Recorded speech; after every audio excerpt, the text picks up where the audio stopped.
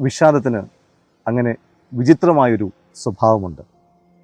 ചിലപ്പോഴൊക്കെ അത് നമ്മളെ ചിരിപ്പിച്ചുകൊണ്ട് മരണത്തിലേക്ക് അടയാളപ്പെടുത്തും. അയാളും അവസാനമായി ഒന്ന് ചിരിച്ചിട്ടുണ്ടാവാം.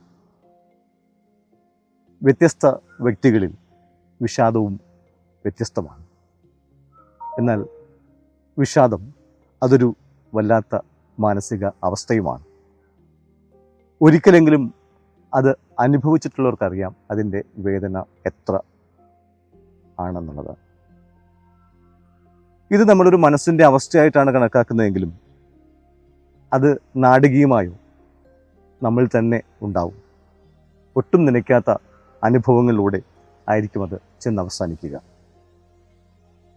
ഏറെ സന്തോഷവാനായിരുന്നു അയാൾ ഇന്നലെ വരെ.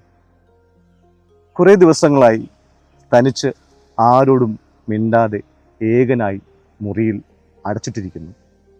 ഇന്ന് ആരോടും ഒന്നും പറയാതെ അയാൾ പോയി. അയാൾക്ക് ആരോടെങ്കിലും എന്തെങ്കിലുമൊക്കെ പറയണമെന്നുണ്ടായിരിക്കാം.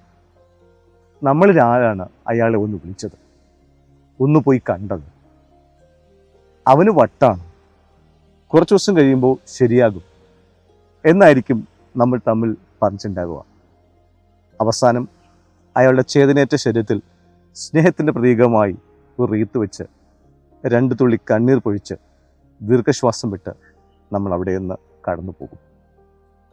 അയാളും അവസാനമായി ഒന്ന് ചിരിച്ചിട്ടുണ്ടാകണം നമ്മളെ ഓർത്ത്. എന്തായിരുന്നു എനിക്കെൻ്റെ സൗഹൃദങ്ങൾ, പ്രതീക്ഷിച്ചവർ ആരും വന്നില്ല. എൻ്റെ വിഷാദ ലോകത്ത് എനിക്ക് തനിച്ച് ഒന്നും ചെയ്യാൻ കഴിയില്ലല്ലോ എന്ന് നിങ്ങൾക്കറിയില്ലേ എന്നയാൾ സ്വയം ചോദിച്ചിട്ടുണ്ടാവാം. നമുക്ക് ചുറ്റും ഇത്തരം ഒത്തിരി ആളുകളുണ്ട്.